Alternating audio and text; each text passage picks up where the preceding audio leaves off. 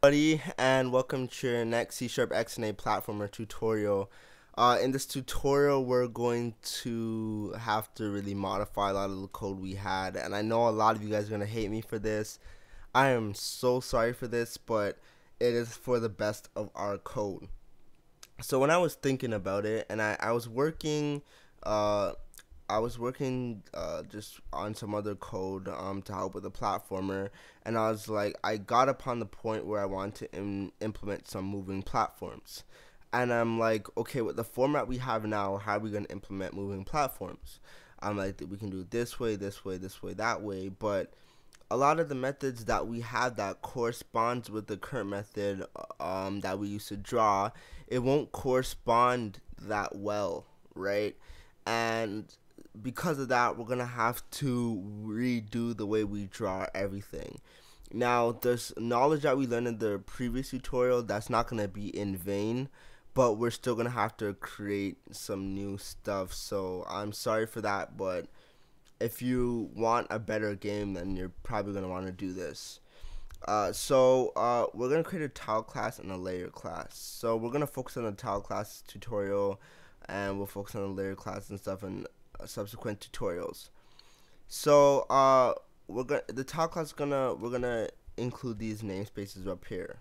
So now we're gonna create a state, and it's either gonna be solid or passive. So this is gonna tell us if the tile is a solid tile, or if it's a tile that you can pass right through, right? And you could have different options. Like you could say like semi-solid, so they can't pass through it if they're on top of it, but if they're below it, they can jump through it, or anything. You know what I mean? You can add any amount of states that you want. It's really up to you, right? The possibilities are endless. And we're gonna have motion. So we're gonna have a static, we're gonna have a horizontal, and a vertical.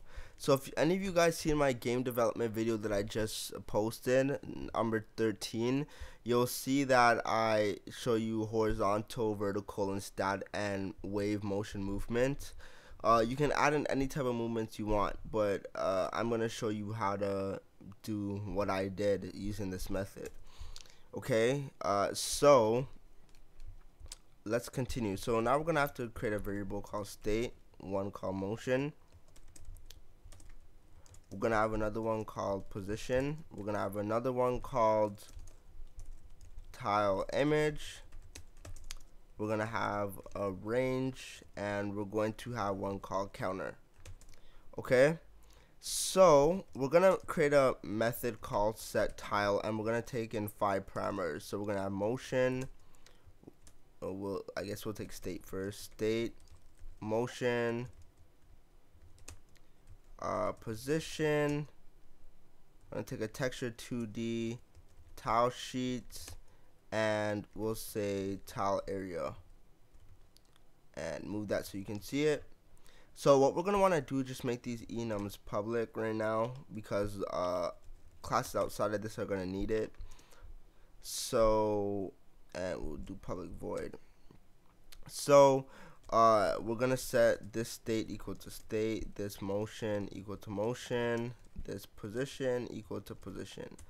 Now as for the tile sheet and the tile area, well, the way that we've been drawing our tiles in previous tutorials is that we've been using the sprite batch in order to crop the image from our tile sheet for us.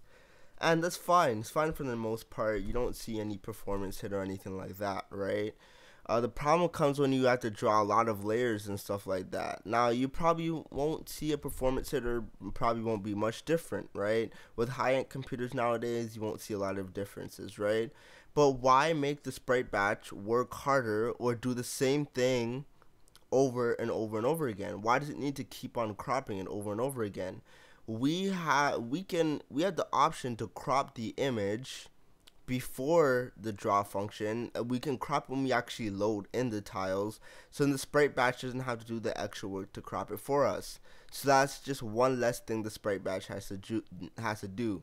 Now, I'm not an expert on XNA. I never invented it. I never researched this aspect.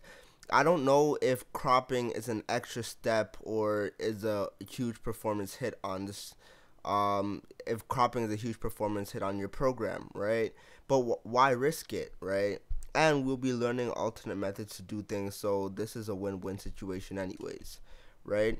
So if you guys have watched my tutorial on cropping images, then it's the exact same thing. It's going to be a cakewalk. If you haven't, please watch it before I do this, because I'm not going to explain in depth what's going on. I'm just going to be doing it, right? Because I have a tutorial explaining it in depth. If you don't understand, then you can watch that tutorial. Okay? And don't worry if you have to go back. Even if you watched in the past and you have to go back, don't be afraid to watch it. And if you guys need the link, remind me to put in the description. So I'm gonna say private void, and we're gonna say crop image. So we're gonna take in two parameters, tile sheet, and we're gonna take the tile area. Okay, this can be a private function, private method. I mean, because we're not gonna be using it outside this this class. So we're gonna call, we'll say cropped image equals to new texture 2D tile sheet dot graphics device and the tile area dot width, tile area dot height, and move this so I can show you. So basically we're creating a brand new texture 2D from scratch, but it has nothing inside of it. So now, so it's like a blank, it's a blank texture 2D. So we're gonna make a color array, and we're gonna call it tile sheet data, and it's equal to new color, and the width and height, or the size of it, is gonna be tile sheet dot width times tile sheet dot height. And then we're gonna call color cropped image data equals new color cropped image dot width times cropped image dot height. So you could either say tile area dot width times tile area dot height, or cropped image dot width times cropped image dot height. They have the same thing, right? The same width and height, but it doesn't matter which method you use. So now we're gonna actually put some data into our tile sheet data. So we're gonna say tile sheet dot get data. We're gonna say color, and we're gonna store that in tile sheet data. Okay, easy enough. So now we're gonna create an integer variable called index, set it to 0, and now we're gonna have a for loop. So we're gonna say tile area dot y, I is equal to tile area dot y. I'm gonna say I is less than tile area dot y plus tile area dot height, and we're gonna increment for j. And some people find it easier if I just change this to y, so I'll change it to y. Some people might find it easier, some people might not. So I'll change this to x. So I'll say x is less than tile area dot x plus tile area dot width x plus plus. So now we're gonna say cropped image data index is equal to tile sheet data y times tile sheet dot width plus x. Right? It doesn't matter which way. You could do x plus tile sheet times y, whatever way you want to do it, because of BEDMAS or BEMDAS or PEMDAS, whatever one you know, it's gonna do this calculation first, right? And after this, we're gonna say index plus plus. Okay. So after this, we're going to say cropped image dot set data color cropped image data. Okay, and that should be it for our crop image function. Now we're gonna call crop image in here, and so now we're gonna say, or actually what we should do, sorry for that, oh man. Okay, so what we're gonna have to do is we're going to make this a texture 2D, return type texture 2D.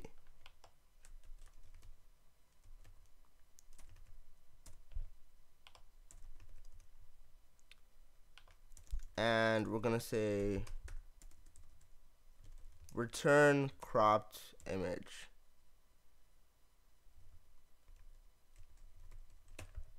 And what's the problem? Oh.